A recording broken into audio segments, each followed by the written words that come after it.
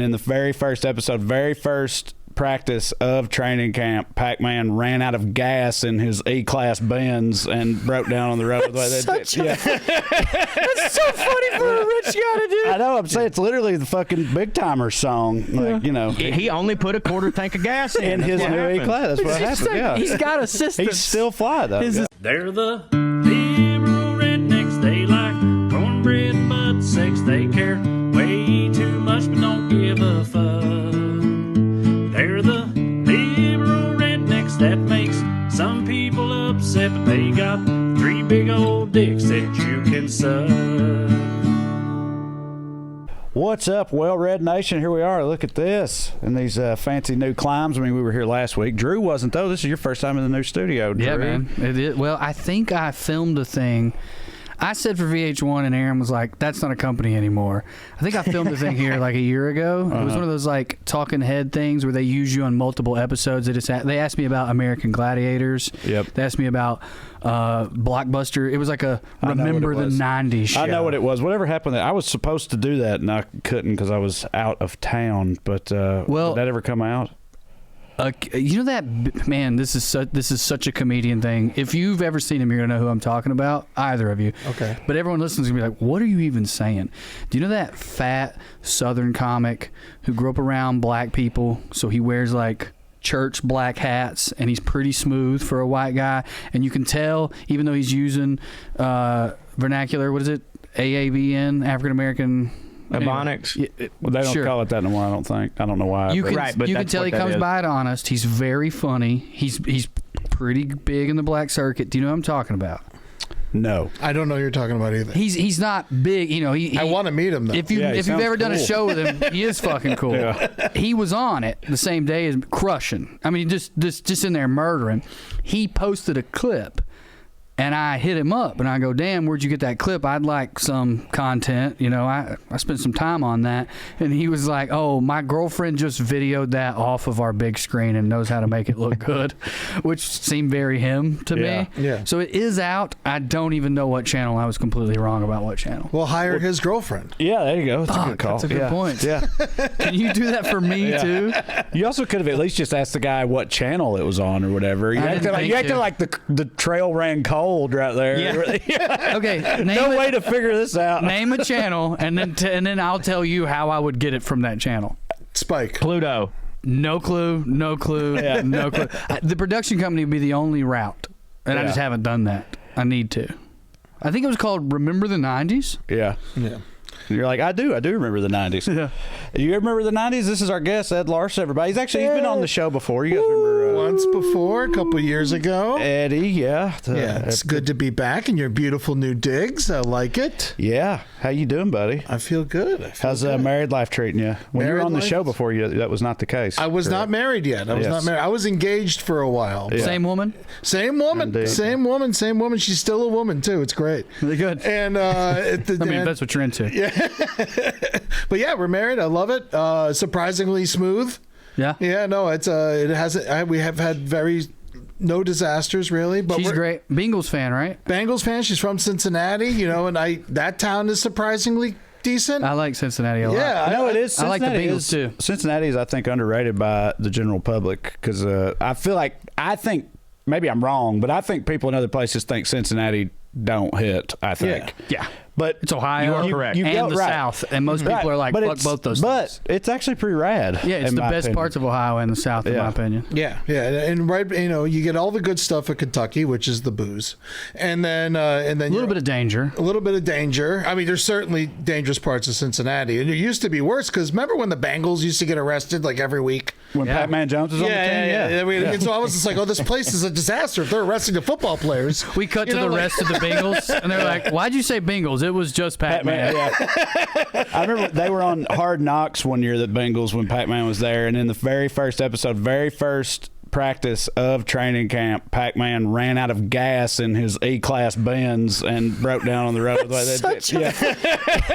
so funny for a rich guy to do. I know. I'm saying it's literally the fucking Big Timers song. Like, you know, He only put a quarter tank of gas in. in his That's new what happened. E-Class. That's what happened. Yeah, He's got assistants. he's still fly though. His yeah. assistants have assistants. Man, it don't matter how rich you are. The richer you are, the least likely you are to remember gas. But that's why you pay somebody to remember it for you. I used to work at IAC, Interactive Corporation. You know that you guys have lived in New York at some point. You did. I don't think you lived in New They York. both did. He did for a while. Corey did briefly. I have not lived So you there. know the place right across from the Chelsea Piers? It looks like it's going to take off. College Humor was in there. Yep. I used to be the mailroom guy there, and it was owned by Barry Diller.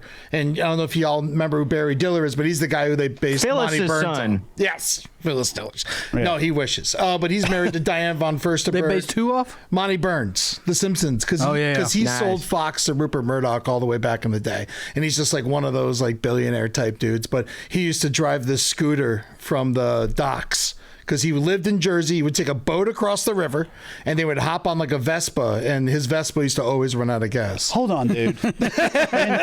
when you were working in the mailroom at this place, the old tycoon who inspired Montgomery Burns, I used to have to put a new was Orchid. still there. Yeah. working. Yeah, how old he got was fired that guy? while he was very old. He got fired while I was working there. He got How do you- fired. wait, how you fire yeah, let's that say, guy? who fires that guy? Well, the board fired him, and it was like Norman Schwarzkopf was on the board, so I used to like What get the his fuck, mail and dude? shit. Holy it was shit. So cool. Wait, Yeah.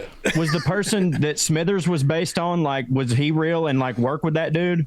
He's very closeted. His boat had the boat boys would show up every once in a while, Boat and it would just be a boys. bunch of like tight little boys. Boat And he boys. was married to Diane lesser von known Furstenberg. 90s group. Yeah, You remember the Remember 90s? the Boat Boys. yeah. No, With their hit single "Rockin' You." The Boat Boys. Well, that's all phenomenal. Yeah. So did you hang out with the boat boys? Did you ever get on the boat? You know, I never got on the boat, but I talked with the boys a couple of times because they would just show up, and the mailroom's like the first line. How many of boat defense. boys did he have? There was, I'm guessing, Whole 4 to team? 6. 4 to 6 boat boys. Was it a rotating cast of boat boys? I never got too Has close to to be. the boat boys. Was it a rainbow coalition of boat boys? He had some Puerto Rican boat boys. No, he had Oh, I think they were all. I'm pretty sure they were all white. Knew Yeah, it. Construction worker? Yeah, in Indian. And then policemen. Yeah, this dude's so rich. The boat boys was actually just the village people. Village people. Yeah, that was their second act. Yeah, but fuck that place. Fuck It that takes guy. a village to keep a boat running. Damn, dude, that's wild. That is super wild. Yeah. Yeah. What's the most evil thing you saw? I mean, they used to just make me throw out Bodies, hookers, Of children? Yeah, right. They used to make me throw out people's lunches if they put them in the wrong fridge. That was the most evil thing that happened there. Wow. I mean, You yeah, ate them. I mean, I threw them out. I ate a couple, but like for the most part, I would throw them out because I hated it. Because the first day they were like, he was like one of those like pretty boys who was covered in tattoos and like had $10,000 glasses. Like one of those guys. He was Yep. in charge of facilities. Making the place look nice. And and it's like if you had like a plant that wasn't sanctioned, I had to like off the plant. Like I had to like throw. You were it in the trash. enforcer? Yeah. I was the enforcer. It was a very horrible job. Sunglass Boy didn't do that. He made you do his dirty work. They just sit on the boat mostly. Well, yeah. Yeah. That is the They're boat primary boys. job description of Oh, the boat boys. sorry. Just be a boy on a boat. My bad. Boy got in my head because of the boat boys, and I was trying to be derogatory towards the tattoo $10,000 glasses guy. Oh yeah, no, but So he I used just to- called him that. Yeah, he used to make me dress in like a 3-piece suit and like build desks and shit. It was a fucking horrible job. What? Yeah. No, I was. I literally, think like- you were a boat boy and you Yeah. didn't know it. I fucking hated it. But I was too fat and I could barely live in that place. And Pontoon boat boy. pontoon boat boy. I would love to. What a job. Yeah. To live on a pontoon. Well, I know you got to get your butt railed out at some point by an old living corpse of a I like man. Q-tips. Crotchety You know, old- yeah, I'll right, sure. see you gotta clean. You gotta get clean. One of our top fans, last of the 5.0s on Twitter, gay man. Calm down now to hear him tell it. But apparently, back in the day, him and an old past lover owned a house pontoon boat together and used to just have wild red ass gay ass parties. Wow. He is the Venn diagram and it's shaped like a butthole when it comes to like the redneck gay overlap. I didn't know there were pontoon boats that you could like live on. It's a You house can live boat. on any boat. Thank you. It's it's a houseboat, but I think most houseboats are technically pontoons, right? In terms of how they are built. That's definitely a design for sure. It's like some of them especially are basically just like a trailer that's sort of seated onto, pontoons. Yeah. I guess it's not a pontoon boat, but it is though. I always learned not all pontoon boats are houseboats. Right. Well, not all houseboats are pontoon. It doesn't matter. We're getting into the weeds here. Y'all had some. First of all, I wanted to say, Ed, you got some shit going on lately, right? You've had there's some big news in Ed world. Some of these people probably are already recognizing you. Be like, oh shit, yes, look who it is, because I've been third micing. You've found yourself, third micing on like one of hands down the most popular podcasts of all time. I think it's very it's very surreal. I'm still waiting for something bad to happen to me and like an anvil to fall on my head. Talking of course this is about you're here today. Yeah, right. Talking of course about the last podcast on the left. You and those guys go way back, right? Like back to like New York and stuff. Well, Henry and I were college roommates in Tallahassee, Florida. Holy shit, I didn't know that. Yeah, I forgot. Our sketch group, Murder Fist, formed in Tallahassee, and then we all moved to New York together. Yeah, and so I've been, Henry and I have been writing partners for over 20 years now. That guy's as cool as a fucking cucumber. He's so great. Yeah, he's very smooth. It's very intimidating how funny he is. First time I met him, it was like a steak dinner situation, and I think it was like on the way home. I was pretty high, and I was like driving home, and I was like, oh, that guy was in Wolf of Wall Street. And it was like, it was so funny because I was like, damn, we were talking about the business and he didn't casually drop. I just think that could have been because he was distracted from the business talk by me professing that COVID wasn't going to amount to shit and everybody needs to shut the fuck up about it. No one would ever know that. If you tell that story all the time. I know. Well, it's because it's your confessional. It is. I want to be like 3 days out from hell, right? Yeah, if that, dude. If that. And I was sitting at this dinner with these guys the first time I met, Henry. Everybody else there I knew, whatnot, but there was a bunch of us at a steakhouse in Burbank, and I was just on this tirade about fuck, it ain't gonna be shit. Swine flu wasn't shit. Fucking SARS wasn't shit. Yeah. This ain't gonna be shit. These happen every 4 or 5 years. They act like it's gonna be a big deal, and nothing ever fucking happens. And then cut to Leonardo DiCaprio's co-star. Okay, buddy. Yeah, pretty much. And Smart Mark was there, and this is why I should have known just to shut the fuck up, because Mark was like, no, hundreds of thousands of people are going to die, and it's going to be. That's literally what he said. He does say that a lot. And I was like, Super Bowl. I was like, I'll believe it when I see it, motherfucker. We'll find out. But anyway, every time Henry has come up since then, I just saw him not long ago, and of course, brought it up, and he was super cool about it. It's like, but that's one of the things in my head. I'm like, that's all anyone ever thinks about whenever they think, I have one of those that I thought of earlier, and now I'm so happy to circle back to it. I don't know if it was I don't think it was when I met her, but the last time I hung out with you and your wife was a Bengals Chiefs playoff game a year or two ago. Yes. And Irvine invited me, and I didn't know it was like a Bengals fan watch party. So I just showed up in my Patrick Mahomes ketchup shirt that Corey had bought me. And no one, like, they weren't in gear because these are very hip LA, but a few people were, but I just didn't think. We started drinking. I'm like hanging out with that. I just started getting loud, I'm cheering. And then at some point I'm looking around and I'm like, Irvine, am I the only Chiefs fan here? And he's like, yeah, dude, these are all Bengals fans. And I'm like, he's an Ohio guy. You made me look like an asshole. Oh, it's fine. He's a Browns fan, though. He is a Browns fan, but he's a big Ohio guy. Yeah. Yeah, it's fine. You can hate on the Bengals. I kind of like them now because of my family. But, it's good to hate on them. Sure. I'm not upset that I hate on the Bengals. It was more like a guy that was invited by a guy that was invited. You know what I mean? You're invited. We know. Do you know what I'm saying, though? Yeah. All right. So Travis brings friends everywhere too. What has that been like that experience? Because I don't know, the whole arc of it. Again, you guys are college roommates, so you saw them explode into what that show became. Which I'm so fascinated by any show that does that. Like, they went from relative obscurity, right, to like, again, one of the biggest podcasts of all time. And then years later, now you've come on board with it. Like, what's that whole trajectory? Well, I've always been a part of the network. Yeah. I've always had the brighter side on there. And then before that, the first podcast on the network was Roundtable of Gentlemen. And that was Marcus, myself, Ben Kissel, Kevin Barnett, Holden McNeely, and Jackie Zabrowski, and then Henry would show up all the time. And he was basically the seventh member that, wasn't a member, but he was a member. And then they broke off and did their podcast, which were like, all right, good luck, fellas. Yeah, right. And then it just fucking blew up because of they're so good at it, and no one's better than Marcus. Marcus is Henry's the funniest dude in the world, but Marcus is like, first of all, he's very funny, but he's also like just brilliant and well researched, and like he's like the kind of guy where like I'll walk in the studio office and he'll be reading like 3 books at once. Like he has like one of those like stands that holds a book open, and then he's like holding one in his hand, and then there's like Wikipedia shit on his computer, and I'm just like, how do you concentrate like that? It makes no sense to me. Candlelight? Yeah. It's a quill. Yeah, you got a quill. Yeah, right. All that. Yeah. It's that or Adderall. Yeah. And so they're just such hard workers, and I think it just shows that if people are really into the edutainment and they go the extra mile, and like they go past the Wikipedia page, and every episode's based off a book or 2 books or 3 books, and there's like now it's like 3 researchers are on the show, and I'm handed like a dossier, but like 10 minutes before I go on, I'm like, I'll do my best. I don't know, like what Do you feel a lot of pressure stepping into that role, or is it like they're your old friends, you've known them for so long? They're my old friends, and so like there's a little less pressure, and like I don't know if like I think like one thing I learned a long time ago was, and I'm sure you fellas all feel it as well, is sometimes you just don't have a choice but to kill. Like it's like, oh well, it's like if I don't kill, then everything's fucked, and so it's like you have to.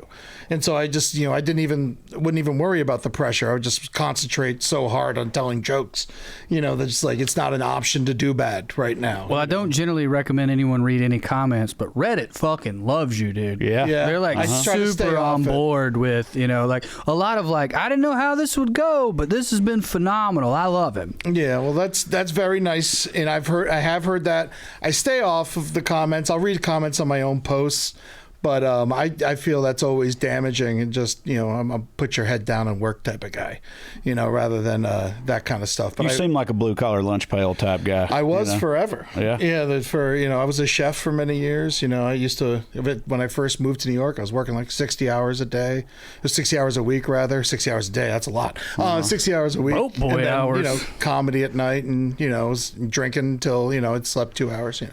But so now it's translated well into my life. And I used to work with Jeff Ross all the time, and I've your cousin helped my cousin, and I help him run his business, and I recently stepped back from that, and and I'm just taking on the Last Podcast Network full time, and it's fucking fun, man. That's great. We got a new studio.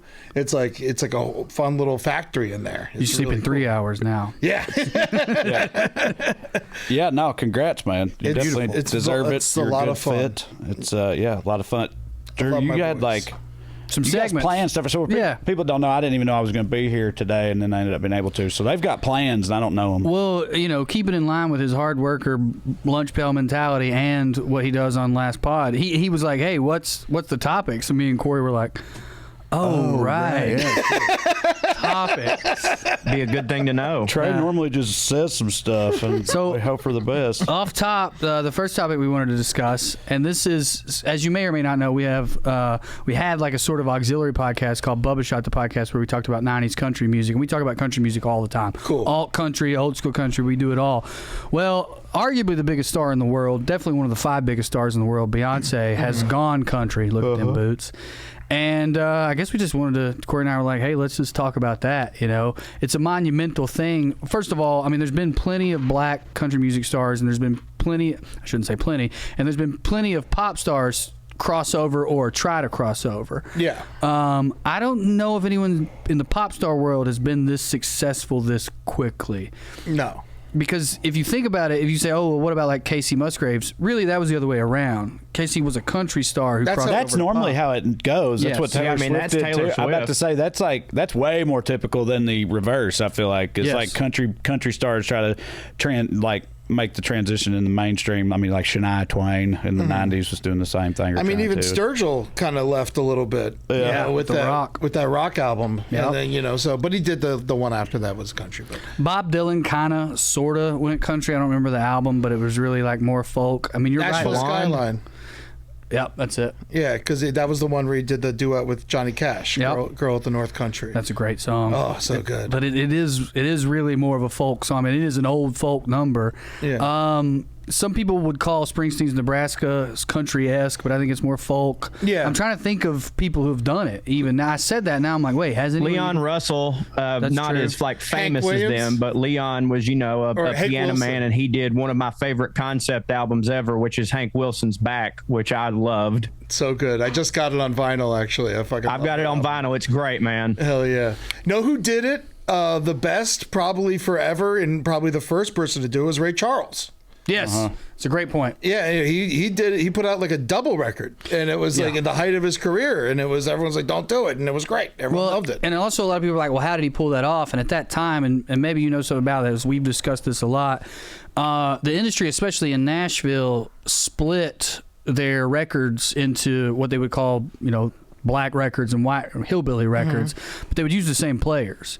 So a lot of these cats that played on that record for Ray Charles, they play country records all the time. Yeah. Because a lot of those musicians back then, the studio musicians had to learn how to play both. There's a lot of overlap from that time of songs having an R&B version that did well and a country version that did well. If I'm not mistaken, there's a whole episode on the first season of Cocaine and Rhinestones, the country music podcast, that talks about that. That also They brought that remained back a in the thing. 90s I was about to say that also remained a thing. I guess maybe they don't do it anymore, but yeah, in the 90s, like Boys to Men and All John for Michael One, Montgomery. and like John Michael Montgomery would cover their songs, or like Brian God Must Have McKnight and Spent. Gary Allen. Yeah, God Must Have Spent a Little More Time on You was a boy NSYNC. band song, NSYNC, and then it got covered, and then they kept it up into the aughts, even with some butt rock, because I know for a fact that Lips of an Angel got a Nashville country cover. Yep. I cannot wait to listen to that on the way It's home. I awful. did not know that. Awful, totally On the destroys, lips of an angel. totally destroys the integrity of the genius of Pender.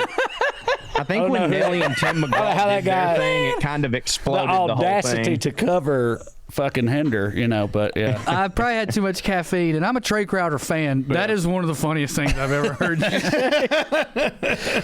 No, the Beyonce thing, I'd heard she was doing There's it. 2 songs now. Okay, well, so see, I'd heard she was doing it, but as they are aware, but I never told you this before. I've contracted what I call early onset papaw, and in this context, what I mean by that is I haven't listened to new music in probably 6 or 7 years. He refuses. I will send it to Yeah. him, and he'll just be like, There's I'm so not going. much I've good just shit out turned there, into man. my dad way earlier, and I thought I would. It's like I feel like back in the day, everybody's dad, or at least my dad. Actually, I always say this, but my dad was Your not dad like liked that. My Morning Jacket. My dad, I know. All dads like My Morning Jacket. Right, yeah, but he loved my dad was not. And Wilco, right? Yeah, exactly. He was not.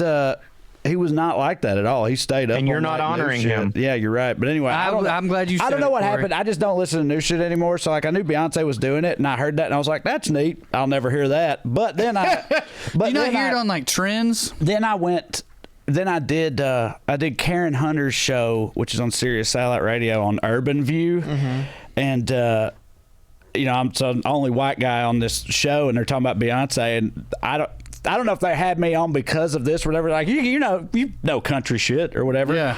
They were talking about Beyonce, and they played some of it, and so I got exposed to it like without even knowing it was going to happen, and I was like genuinely pretty impressed Me by too. it because they started, and I was Yeah, like, it's good. I was like, hold on, that's Beyonce, because it sounded pretty legit to me. But also Like, really good. It like avoided cliches. yeah. You know what I mean? While doing enough cliches to be pop country. Because Yeah. that's like a really fine line in pop country right now.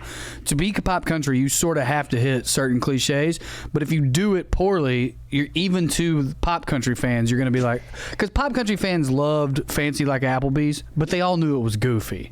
Yeah. You know, they were like, cause they would defend it by being like, it's a fun song. What are you mad about? But they knew it was goofy. It's not goofy. It's really good. Yeah, I don't really know. I pop country is like one of the genres that I stay away from. Yeah, it's horrible. Alt country I'm into. I love, I love, an old country, obviously we're listening to the Highwaymen, all Yeah. those guys' careers, it's, but, the newer stuff, like even pop country in the 90s, I kind of stayed away from. And, Sure. And even to this day, like, because my wife loves loves all that stuff, and it's good. But pop country in the 2000s and 2010s is arguably the worst thing that's ever been created on Earth. Yeah, I would say pop country now, and this kind of opened the door for Beyonce. There's a lot of trap beats. There's a lot of hip hop, EDM, and EDM DJs, influences. Marshmallers top the country charts. Diplo's top the country charts. And that's made it, where there is like a window to do a banger, and it is kind of a banger. The funniest video I've seen, it opens with the phrase, "This ain't Texas," and there was a dude standing in the kitchen, and it said, "Point of view, you just told me we're pregnant. What are we gonna do?" And when she hits "This ain't Texas," he gets his debit card out. Yeah, yeah. Oh man, I've seen so many of them. It's like these old Texas mamas and papas like line dancing to the Beyonce, and it's been super fun. But did you know that this is her on Spotify, at least? This is her #1 biggest streaming song. It's actually the first one she's had that went like global #1 streaming on Spotify. That may be because she was on Tidal exclusively until well after Lemonade came out, but that is still impressive. Does that count Destiny's Child? Because if that counts Destiny's Child, that is going to fucking blow my mind. You just made a really good point about Tidal that I hadn't considered. As with anything, I just saw that headline and was like, well, that's what I know. It's that's still what crazy. I will know, but it's still crazy. I love the Renaissance album, the last album she did. That's right. I thought it was great. It was a dance album. It was great. That one may have debuted on Spotify, which would blow the point I just made out of the water. I think what that is after Lemonade. So it's all right. So let me point to Ed and Corey. You are correct. That is mind blowing. Don't give me no credit, dude. I just read it on Instagram. But your and first farted out point my is mouth. mind blowing. Also, does his head look bigger? Who, Corey's? Yeah, he's like he's floating leaning separate. in. Oh, okay, he's leaning in. And he's so thin now. I'm leaning in. It could be that, yeah. There it is. That's okay. Fat Look again. at that. I hate when we lose fatties. It Right. makes me He's mad so at you, Corey. Preach it. I'm Ed. fat. I've been telling him. I've been telling him. Look, You look great. I'm sick of this shit. for me, I look great. For me, Yeah, you look great, man. Head's still back. thank you, Ed. That's huge. It wasn't even a fathead comment. It was like I thought he had a fisheye lens. Well, it or fits something. because of his whole Zordon situation. Yeah, he's like floating up there If I could have it just be his head, I would do that. Like that would be my preference. If we could. in life. Dude, I've got hold on now. I've got a green man suit and a green screen. I could put the green screen behind me and put the green suit on and just have my head, and we could fix it in post. That would be funny. What would we put you in? What would your head float in? A vat? I'd say that Thing fatter Zordon, body. the background of Zordon. The Zordon thing, yeah. That would Yeah. So, Ed, I wanted to ask just about the logistics. I have children and everything, but I don't even think it's just that. I don't know what happened. Like, you obviously know like a lot of music, right? So you probably have to spend a lot of time listening to music, I right? do, yeah. Do you listen? You're a podcaster. Do you listen to podcasts? Or Never. Hell yeah. Okay. I was hoping you would say that. I do too. Really? I fucking can't stand them either, dude. It's just like I don't know. I was never a talk radio guy. Like when I was wasn't driving either. around with my dad and he put talk radio on, I always make him change. I thought. I had gotten the For the impression record, I that, love podcasts. I just love that Ed's like, I'm in the business, but fuck that. Right. It hits for me too. I just thought that I never liked talk radio either, but I just thought that like every like millennial around my age when we hit like 36, it was like, well, we all listen to podcasts now, because that seems to have been my I've tried general experience, because I listen if I'm cooking. Also, again, I have kids and shit, they're doing homework, whatever. If I'm cooking dinner, I can have one headphone in and be listening to a podcast, but I'm not going to listen to music in just one headphone. But I can't put both headphones in and just tune my family out for an hour or whatever. So, like, do you not lose the plot? I mean, sometimes, and I'll just rewind it, but I'm saying they're not always talking to me. Podcasts. Like, I don't know. I just became a podcast guy. But also, it's just like I don't know. It started to feel like I started to fall behind on things that had come out that I knew I wanted to listen to and I hadn't yet, and it started to feel like I had homework assignments or something that I hadn't got to, and then eventually, and then one day I was just like, I think I'm just done. I think I'm just gonna quit. I think I'm just gonna listen to my when I working out. I listen to pretty much DMX's first 3 albums. Fuck yeah. Well, when you're working out, you want the I got blood on guaranteed my hits. dick. And there's no my man, he knows it all. That is a deep. Did he have any cut. remorse? Hell no. I don't want to keep going. Hell no. No remorse. Oh, dude. Yeah, man. Oh God, I love him so much. Me too. I love dude. you Such a guys. great He's the pull. best. Such a great pull. You guys are my favorite friends I never see. That is, I think, the hardest rap song of all time. It is the hardest rap song. That was a great bar. Yeah. That is what's going on with you in music. You just said you were my favorite friend group I never see. Yeah. You've cut a friend out of your life because they were hard to keep up with, which I guess is fine. Do you not feel that podcasts feel like homework? Because to me, that's part of why it's like a TV show where you got to keep up with the plots, but it's not as good. I don't. It doesn't blow my mind that you like podcasts. It doesn't blow my mind that you've cut out music. That together is blowing my mind. How are you keeping up with podcasts, but you don't have the energy to keep up with new music? Also, you've made this point, and then therefore we have sent you new music, and you still are like, nah, I'm good. Yeah. We've done the work for you. We have been the Pac-Man Jones assistant putting gas in the car, and you're still not driving the car. I don't know. I just again, when I'm home, I cook dinner pretty much every night, and so that I'll turn a podcast on for that. Pretty much just that, really. Yeah. Or when I'm driving, if I'm driving, I'll put on a podcast instead of listening to music. No. That's crazy. How do you chill? Yeah. How do you put your arm out the window and enjoy the flow of the air and shit? Dude. Audiobooks. Oh God. That's just listen to narrative Stephen Fry podcast. read Harry Potter. It's super relaxing. All right. Ed, you're a smart guy, and you're a good guy. I'm kind of smart. When your friends say something like what they just said, and when we were 13, we would have been like, gay, what do we say now? Fuck you. Fuck you. He said audiobook with his arm out the window, dude.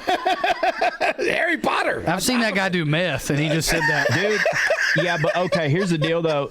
Because now I have kids, too. The only driving I do is across the highway to get to the park where I'm just going to put my headphones in and listen to my audiobook. So, yeah, I will admit that usually it's just satellite radio over to there, but it's often Conan radio or Howard Stern because I have just gotten to where I like talking more. Now, I will say, and this is point Drew all the way, point Drew and Ed, this past for the past couple weeks, full disclosure, my brain's been doing whatever it does that don't hit, trying to kill me, all that stuff. Mm-hmm. And Depression. I decided, I was like, I'm not listening to anything I have to really pay attention to. I'm not doing podcasts. And I've been listening to music again. Remember, Drew, the other day I texted you, I was like, what's some new albums that hit? I was going to ask you and about you put that. me on JID, and bruh, I did pull some Trey and just went back to some standard classics. I've got my fucking dude. So I listen to a lot of butt rock, and I was scrolling through Spotify and I saw this playlist and it said divorced dad music. I'm like, subscribed to that playlist. That's how it starts. Spotify sent it. Starts with that, then you get a Spotify sent it to duster me. like Isbell did. Yeah, Spotify sent it to me like, we think this will hit for you. Yeah. This seems like what you're into. And I've had a great couple weeks just listening to music and turning my brain off. So you're not wrong. Do you remember when you used to get those Google ads that were somehow studying your algorithm, and sometimes it would be a little depressing because sometimes it would be so very on point, but then sometimes it would be like, do you need dick pills? Or are you lonely? And you'd be like, damn, this is Mine based is on the always hair algorithm. loss. It's Playlist is doing that now. That's fun. Yeah, you're gonna get one tomorrow that says bald guys who like rap and say the N-word when they're alone in their car to the music. Yeah. Common. Yeah. Did you enjoy anything? Did you try Susto? I've been trying to get both. I love Susto. Dude, that new Susto's fucking- great. I had tickets. They played the Troubadour, and I was out of town. I lost my mind. I gave them to my buddy, and then he didn't go. I was fucking furious. Now I'm So furious that I didn't get those tickets. What is Susto? Me and Susto fuck love with each them. other on Instagram, so I have heard Susto and I like it, but I just listened to the JID. That's all I had time for. But I haven't listened unless every now and then on Susto, like they'll post shit on Instagram, so I'm certain that I've heard the new stuff, but I'm definitely going to holler at that because if I'm not mistaken, you said like this is the best one of these 4 recommendations I sent you. So that album is my favorite album other than maybe CVC, which is like a tie. I can't figure out which one, and it lasts like 3 or 4 years. Isn't that the one with the rainbow on it? Yeah, it's kind of abstract. Yeah. I like that one. No, I think the one after that. Oh, okay. I only listened to the rainbow one. I like the rainbow one. I don't remember what it's called. The new one is called, I think it's called My Life. Okay. Oh, man, there's some brutal fucking songs on there. I love this shit. And Susto, I think, is a guy, to answer your question, Trey. I think it's like American Aquarium. There is a band, but even if it changes, the guy is, I think, Susto. Susto. What else do you have for Eddie? So I have two things. Beyonce thumbs up. I didn't get to say. Yeah. Beyonce, we're in. Yeah, I'm in. Let's do it. As both a black entertainer and a pop entertainer, quote unquote, crossing over, super in. It's also apparently, this is how big Beyonce is, real quick. It's like giving a boost to other black country musicians and artists who are great, but just like overlooked by this or that, or whatever it is. It's like suddenly people are like, people don't pay attention. Yeah. Black people are doing country music. It's like, they've been doing it. Check this out. Charlie Crockett. Yeah. I do know him. Did not know he was black until like 2 months ago. Because didn't I say it in the text? We were trying to name the black country artists because Corey was saying it's like black people when they get in the country they hit too hard to make any of that bullshit. And I was like, look, all due respect to black people, but I know of a few of them that make his boy Kane Brown. Kane Brown's from his neck of the woods. That's Corey's friend. Yeah, Kane Brown. There's a dude named Jimmy Allen who I met in Nashville at this BBC radio thing we both did. Oh, yeah. And he was a nice guy, and I put him on I was like, but he makes pop country shit. And then I was like, I wonder what happened to him. I went and Googled it, and he did some, fucked up shit? Yeah. Or got accused of it anyway. Gotcha. Let's move on. Of the sexual variety. I don't know the specifics, but anyway. Speaking of crime, I'll connect that in a minute. We'll come back to that last one because I know we can dive in on that one. This segment could be really short or could be really long, but this is something that came up in a text thread, and I just want to do it, which is words that you find pretty, but they have a terrible or bad meaning, or the reverse. Words that are just like ugly words, but what they mean hits. To give you some examples, I'll start. I am in love with the word recidivism. Okay. Recidivism, crunchy. I like the way it feels in my fucking mouth. It's hard to say. Recidivism. Yeah. But if you do hit it, it feels like you're dancing. I feel like that's a argument winner, that word, that's you win an argument when you failed to consider the recidivism rates in the state of Vermont, Judge. For anybody who doesn't know, recidivism is the rate with which people return to prison after they have been released. America has one of the highest in the world. Yeah, we have a high recidivism rate. Yeah, and that's ridiculous and sad and awful. Yes, love the word. And then on the flip side, I think the word boat is an ugly word. Speaking of the boat boys, but I love boats. Yeah, love boats. Boat. It's barely not poop. Yeah, it is barely not poop. You're right. Boat is barely not poop. I wrote some down. You made me think about this because I never actually thought about this as a concept before. While you're looking it up, credit to someone else. A video Corey shared is what got us on this. A girl, I think cheekily said malaria would be a good girl's name if it didn't mean malaria. Mm-hmm. I do think malaria is It is pretty. She said diarrhea too. Yeah, that's why I think she was doing a bit. I think she kept going. Yeah, she definitely was doing a bit. She ended with slavery. A black person ended with slavery. So I think she was doing a bit. Yeah. Diarrhea. I like myocardia. Ooh, what's that mean? That's heart stuff. That's a good one. Mesothelioma. I hear it a lot because my dad's an idiot. Yeah. How about I was thinking bidet. That's a pretty word. It's a pretty word. Because it's French. And you're saying it's ugly because of the poop? Because it cleans asses. Sprays your butthole off. Yeah.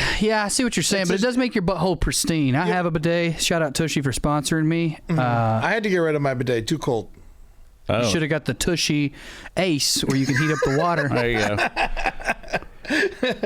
That's good. I'm glad I got you to help your It's plug. French. That's a great move, Ed, doing a French word. Because most French words are pretty. I also put toilet on the list. You think it's a pretty word? I think it's a pretty word. I think toilet's a pretty word. Toilette. That's also Toilette French. That's where you say toilet. Toilet. Toilet. I don't know if toilet. I do. You ever notice? Turlet. That in Texas, restrooms always say toilet. I don't know if you ever noticed that at the Also, Dallas airport. England. Weird. England? England and And Texas. Yeah. England. That's yeah. I mean, they call them loos, but I'm saying you don't go to the bathroom. You go to the toilet. Oh, right. What about commode?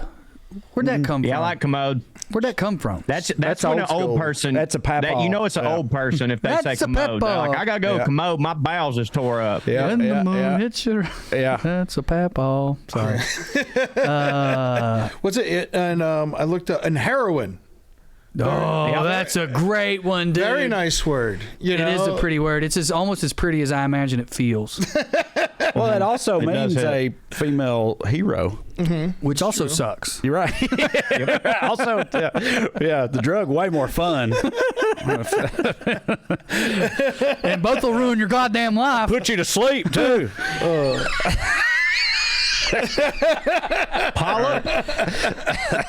You get more southern when you're misogynistic. Of course.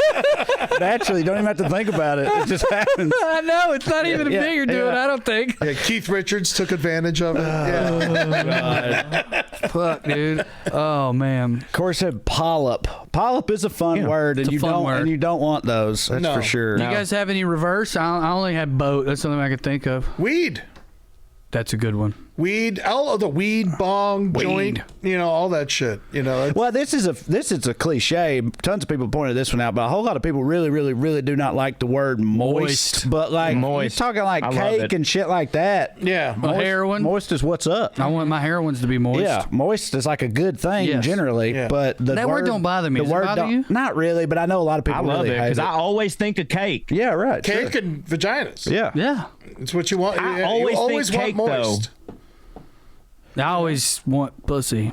So. There you go. Well, When now I they hear the call now- Ointment. That's a tough one. Ointment. Yeah. Yeah, that's an ugly word. Yeah. But they, you don't it's really. nice Yeah, I guess have. it heals, but it also goes on something disgusting. That might be part of why.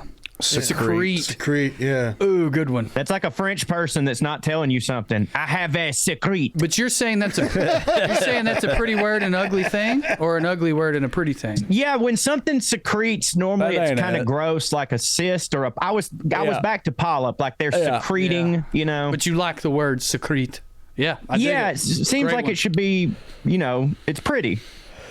Along the lines of what that lady was saying, I don't think she said either of these, but I think that I think travesty and catastrophe are both cool words. Yep. I think decimate is a cool That is word. a cool word. Decapitation. Yeah. Decapitate. Defenestrate. I love that fucking word. Defenestrate fucking rules, dude. Defenestrate's one of my favorite words. Defenestrate. Every dude knows defenestrate. Yeah, you got to- Be a good Hell yeah! Throw that I made motherfucker a- out a goddamn window. Yeah. Anytime like Putin or something comes up, I get excited because I'm like, I can slide defenestrate in here. Yep. We need to put that on a T-shirt somehow. Yeah. Defenestrate Putin.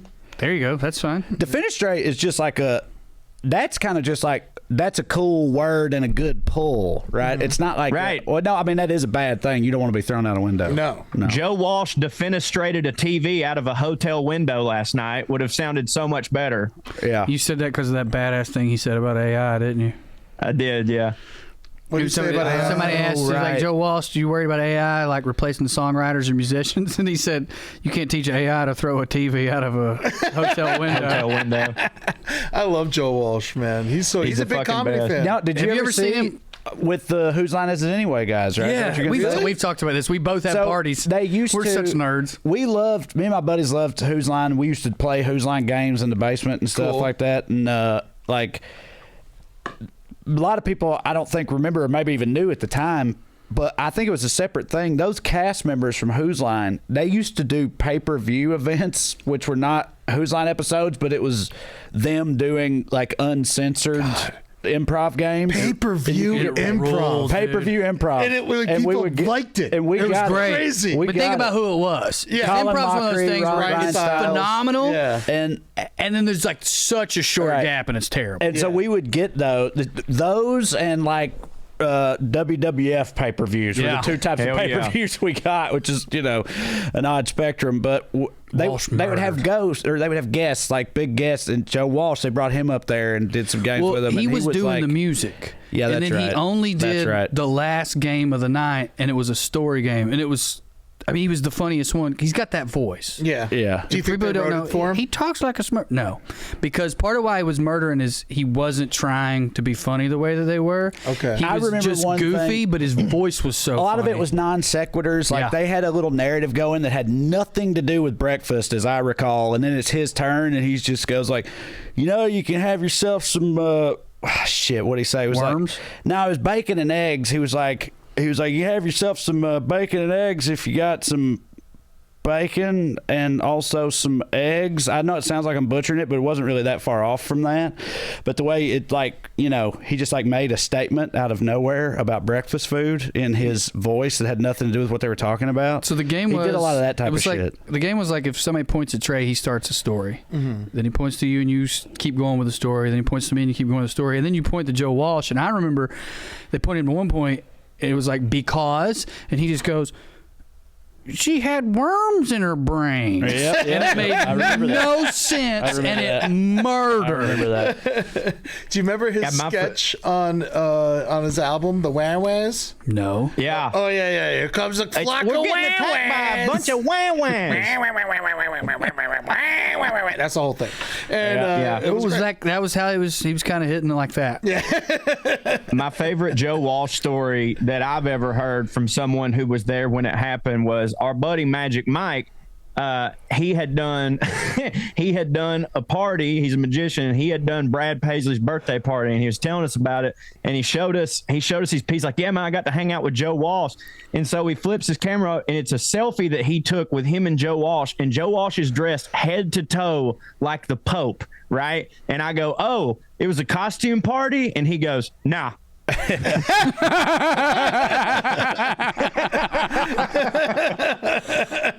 That's amazing. Good for him, man. Worms in her brains.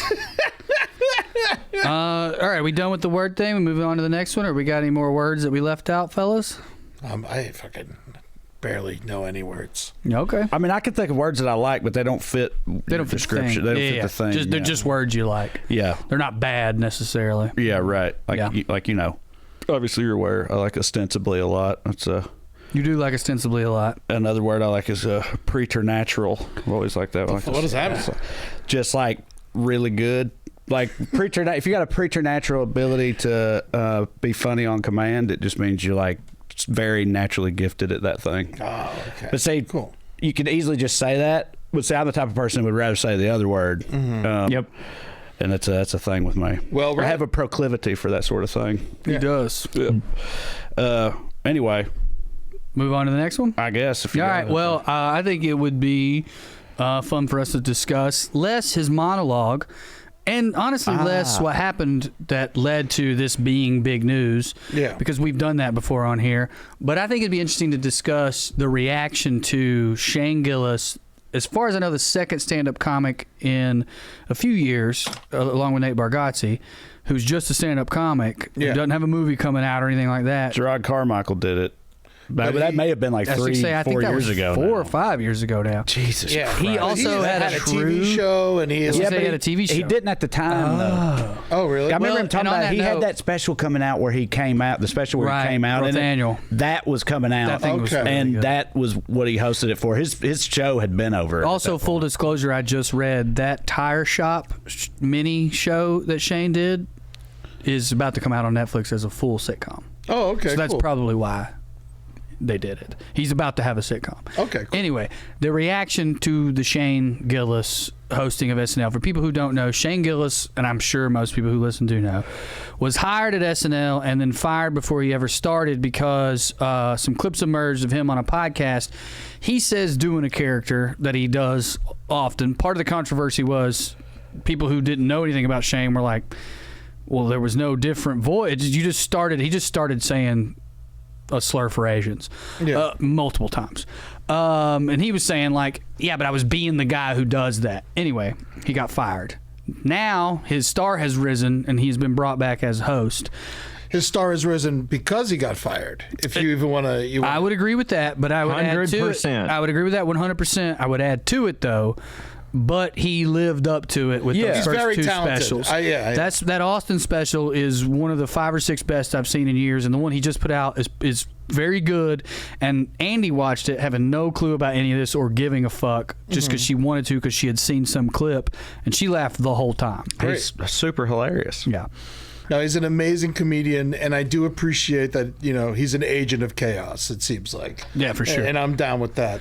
Well, my first takeaway from watching the responses online, it's so funny to me that the people who really love him, and they think he's a hero. Right. Because he says gay. But see, here's the... And then the people who hate him, neither of them seem to be able to admit that he just did okay in that monologue. You look online and people are like, he bombed. And then somebody else is like, he fucking tore it down. And I'm like... He himself was like, I did fine. And neither of you can admit it. You can't admit he did as pretty good as most people do. Right. Yeah. I'm not trying to disparage him.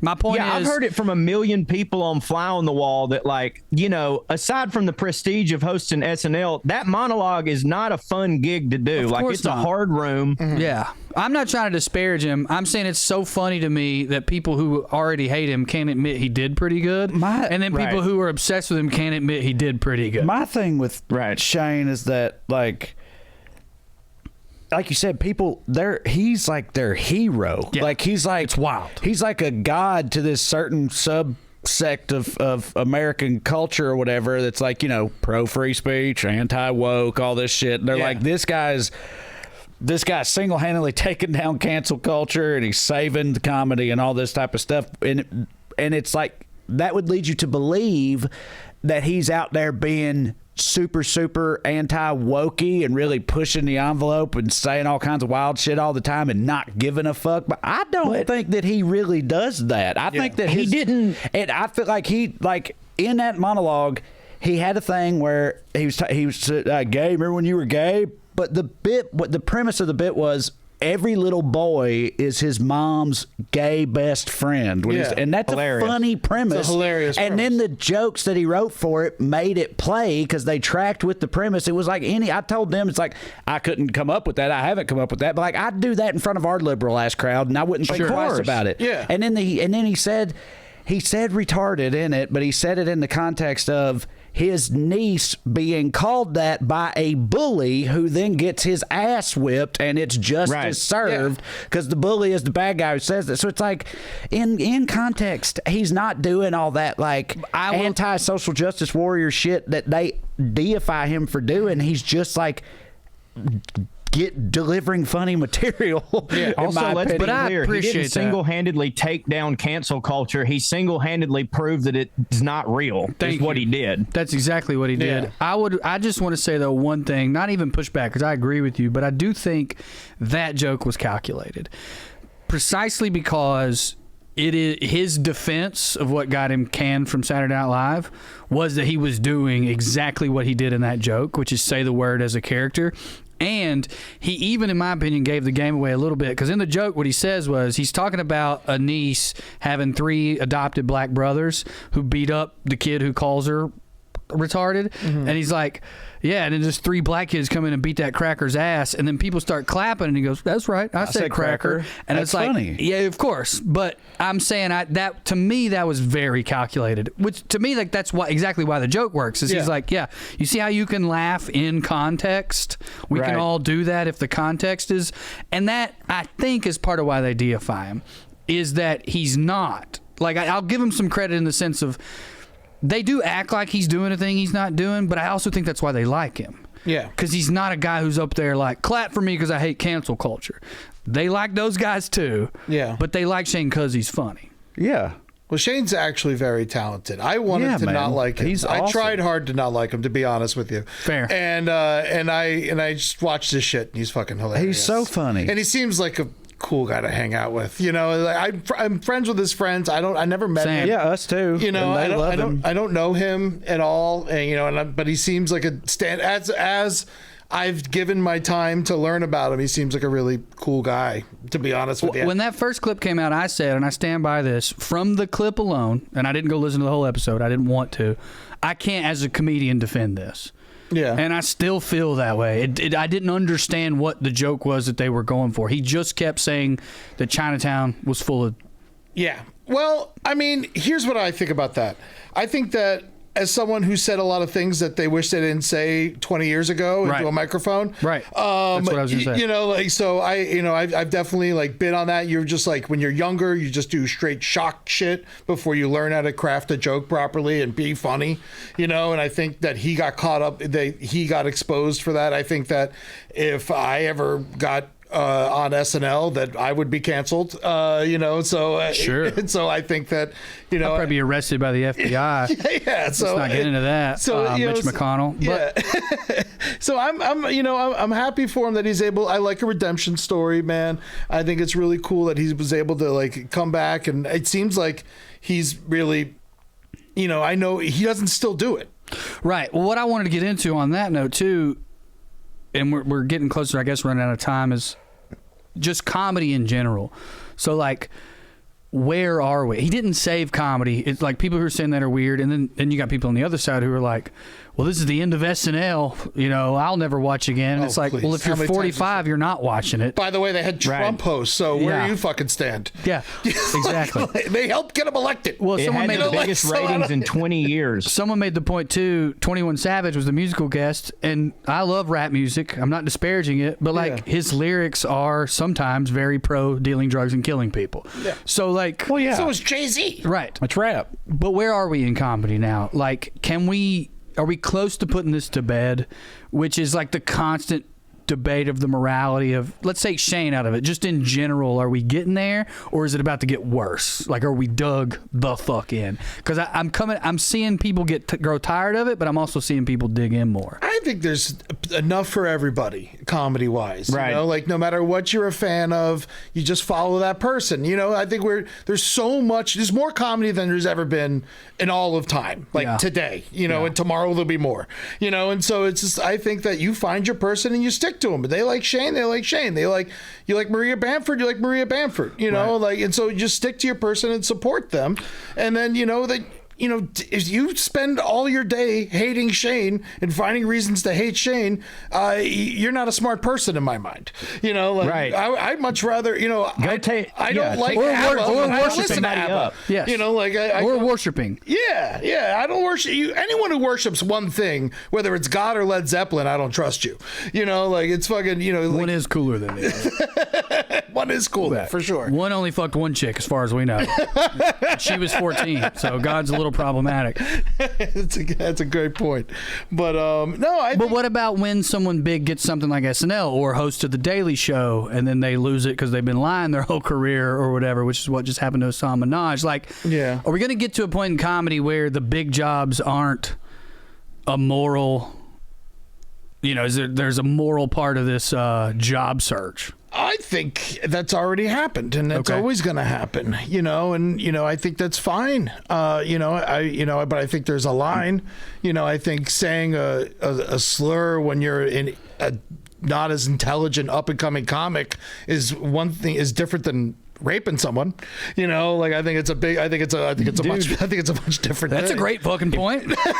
If we're being for real though, you're talking about them big jobs. I think if we're going enough far in the future of comedy is like those big jobs won't even really be a thing. Yeah, you know what I mean? Like with dudes, like look at what Rogan's doing, look at what Shagura and Bert are doing. Like that's kind of, to me, the future is like comedians realizing like, hey, we've got more power than we ever have, so we don't have to worry about getting fired by NBC. Get your following, start your own fucking YouTube, do your own thing. They'll come to you. Like I don't know. Like I don't know if people are going to be as worried about like who's going to be the new host of the Tonight Show in 10 to 15 years. I could be wrong. I just don't think it's going to be as big of a fucking deal. Yeah, Might be some robot fucker, you know. Yeah. As long as that robot's of age, Trey. You know, and you know, at risk of ruining my life, you know, I think executives don't know shit. What if he just said a slur right there? But you know, I think they don't know anything, and I think that now, like, there is. They also don't care about anything. They by don't the way. care. They don't care, and you know, they're nice occasionally, you know, whatever. But like, the thing is, you know, unless they were formerly a comedian, you know, I don't think they know much. Jordy Fox was formerly a comedian. He's really cool. But the rest, I don't trust any of them. Right. You know, like, how did you get your job? Yeah. You don't. There's no college class to becoming a TV No, executive. your parent probably knew somebody who hired you on as their assistant, and then you were that person's assistant for a while before you then just moved up from it through and there, that's went why to the we're right college, and so lucky. Yeah. To be able to just like reach straight out to the people who love us, and they can like reciprocate directly to us. And I think it's like, we are fucking blessed, and it is like, I think times have changed. And personally, I haven't looked at a packet in years. Yep. I don't give a fuck anymore. I'm not trying to be a TV writer. I had an epiphany. I'm like, why am I trying to do this? I hate television. Yeah. Like, why am I trying so hard? Like, what are we doing here? Like, like last podcast on the left, I'm sure you guys too, a lot of TV shows don't get the numbers we get. And so it's like, it's like, well, what am I even doing? Why am I trying to do something that's technically worse? And so health insurance. Oh, I have health insurance. Hell yeah, dude. Yeah, they give it to me. It's nice. It's fucking. Yep. I don't know why. I don't know. It's like, take it from them. Like, let's all be our own masters. And I think it's like it's kind of what happened in the 70s when the studio system for the movies collapsed. And all these like really cool adventurous movies got made. Like all those great Jack Nicholson movies we love, like 5 Easy Pieces. And I think that's. Oh, I didn't know the history of that stuff. That's awesome. I think that's where we're heading back to in this decade. I think a lot of people are going to be making their own shit, and it's going to be really cool. Esther's movie just came out. It looks really good. It's only playing in like a couple theaters, but you could tell it's going to be like a cult classic. It's going wide after in March. Is Hell it? yeah. Oh, nice. And Jordy Fox works here, by the way. Oh, he does? Yeah. I love Jordy. By the way, that was God. Everybody listening. And heard us talking shit a minute ago. Yeah, and so it's. I think we're taking it back, man. Hell yeah. And I think the crowd loves it personally, and I think that's why Shane's so popular, and I think that's why y'all are so popular. What a fucking perfect answer and callback. You just did everything I wanted you to do in terms of like this. We need to discuss this bigger than Shane, and then you did that and you circled back. Dude, that was fucking phenomenal. Perfect way to end it, I say, because we are over an hour. So, Eddie, it was great to see you as always. Tell everybody. Well, everyone knows last podcast on the left, but check out my other podcast I do called The Brighter Side. I do it with Amber Nelson, one of the funniest people in the world. It's a really great. Our Twitch channel, LPN TV, is super cool. We're going to be booking all you fellas soon, and we'll be coming by I got a new show coming up there around May called the Hoopa Goo Goo Game, which is basically a rapid positivity talk show, or a game show rather. And then check out my movie How America Killed My Mother. It's what I was doing when I was promoting last time I was on the show, and it's still out there. It's great. And it's you guys are amazing in it, and thank you again for doing that for me and not making me pay you. Absolutely. You made. I won't throw this on Trey, but you made me look way smarter than I am. Well, I mean, all you guys are intimidatingly smart, all three of you. So I appreciate you letting me in the house. Thanks for those plugs. Yeah. Thanks for coming on, buddy. Thank you. I'll be in Denver March 15th and 16th at the Denver Comedy Lounge. My next date after that's not till June, so I'll plug that later. Come see me, Denver. I'm in Indianapolis this weekend, and then I got Winchester and DC next weekend, and then a bunch of other places coming up after that. So go to TreyCrowder.com. Check them out. Come see me. Joe. March 2nd, if you're in the Chattanooga area, I will be at East Hamilton Middle School wrestling. Yeah. My God. I'm in debut. the Scenic City Royal Rumble, or I should say the Buttercream Dream is. Tickets are at SCIWrestling.com. I missed it. I thought you were just doing commentary. You're going to physically wrestle? He's in the Rumble. I've been training, bro. Buddy. Very careful. Pac-Man, get my assistant. Fly me to Chattanooga right now. I'm going to watch this. You have to support him in this endeavor. But you have to be he's careful. He's going to crush it, and that's great, or he's going to get hurt, and I also want to be there for that. Yeah. Just be loud. Yeah, I know you can do that. Well, I am the only wrestler in the Royal Rumble that gets to come out with a live mic, so there's going to be that. So March 2nd, East Hamilton Middle School. It is for a good cause fundraising because their fucking school burnt down or some shit, or they don't have any books because it's Tennessee. I can't remember. But SCIWrestling.com. It's going to be great. Also, listen to Putting on Air's Gravy Baby, Weekly Skews, and, if I may, thank you all for listening to the WellRED Show. We'd love to stick around longer, but we got to go. Tune in next week if you got nothing to do. Thank you. God bless you. Good night and skew. Fart. Hey, Corey,